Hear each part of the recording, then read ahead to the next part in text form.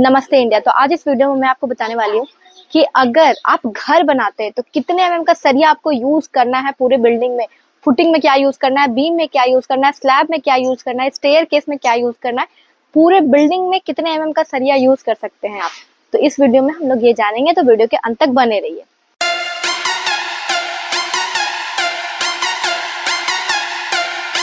सबसे पहले हम जान लेते हैं कि सरिया कितने एमएम का आता है। 6 mm, 8 mm, 10 mm, 12 mm, 16 mm, 20 mm, 25 mm, 32 mm, 36 mm, 42 mm, 64 mm और 120 mm। इतने सारे साइजेस का सरिया आता है। बट आप रेसिडेंशियल बना रहे हैं तो 6 mm का सरिया को आपको अवॉइड करना है, ठीक है। तो चलिए हम लोग शुरू से बात करते हैं। तो सबसे पहले मैं बात करती हूँ फाउंडेशन, फुटिंग वर्क।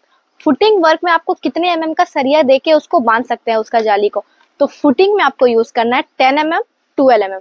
10 mm से कम आपको नहीं जाना है, ठीक है। 10 mm और 12 mm का सरिया से आपको बांधना है। और अगर बिल्डिंग आपका हाई राइज है तो आपको 16 mm तक का भी यूज करना पड़ सकता है। वो अपने स्ट्रक्चरल इंजीनियर से या जिनसे भी डिजाइन बनाते हैं उनसे एक बार कंसल्ट कर ले।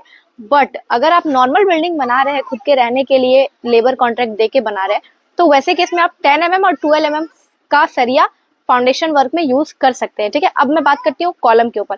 अगर आप कॉलम बना रहे हैं तो कॉलम में मिनिमम आपको 12 mm का सरिया देना ही देना है, उससे कम नहीं करना है। और अगर हाई राइज बिल्डिंग है, कॉलम का डिस्टेंस आपका फेस टू फेस डिस्टेंस आपका ज्यादा है, तो वैसे केस में आपको 16 mm का भी यूज करना पड़ सकता है। तो अब मैं बात करती हूँ बीम के ऊपर में।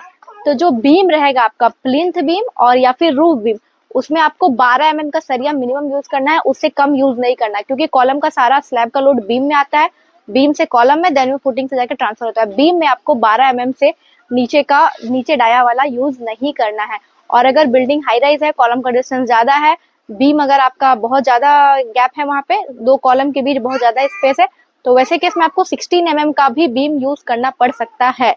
अब बात कर लेते हैं हम लोग स्लैब के ऊपर। तो स्लैब में आप 10 mm और 8 mm ये दोनों का सरिया का मेन बार और डिस्ट्रीब्यूशन बार बना करके दे सकते हैं, यूज कर सकते हैं, कोई प्रॉब्लम वहां पे नहीं है। तो अब मैं बात करती हूँ स्टेयर केस के ऊपर। स्टेयर केस, तो स्टेयर केस में भी आपको 10 mm और 12 mm ये दोनों को मिला के यूज करना है, 10 mm से नीचे नहीं जाना है, ठीक है। तो चलिए हमारा सारा कुछ हो गया। अब बचा लिंटल। तो लिंटल जो होता है, जिसके जो दरवाजा के ऊपर हम लिंटल देते हैं, जिसके ऊपर ब्रिक वर्क रहता है, वो लिंटल का साइज हमको देना है 9 इंच उसका विड्थ रहेगा। और उसका जो हम लोग थिकनेस देंगे वो हम लोग 5 इंच ही देंगे, ठीक है। बट अगर ऊपर ब्रिक वर्क है तो वो देना है, और उसका जो सरिया रहेगा वो 10 mm का हम लोग को यूज करना है। बट अगर लिंटल के ऊपर ब्रिक वर्क नहीं देना है, सपोज आप पार्किंग वगैरह कुछ बनाए हैं, तो सिर्फ लिंटल बांधना है, लिंटल के ऊपर आपका ब्रिक वर्क नहीं रहेगा, लिंटल ऐसे ही ओपन रहेगा, तब वैसे केस में आपको लिंटल का जो विड्थ है वो 5 इंची ना देकर आपको 9 बाय 9 का लिंटल देना होगा। और आपका उसमें सरिया रहेगा 12 mm, ठीक है, एज ए वो बीम बनेगा, ठीक है। तो ये सब चीज का आप ख्याल रखें।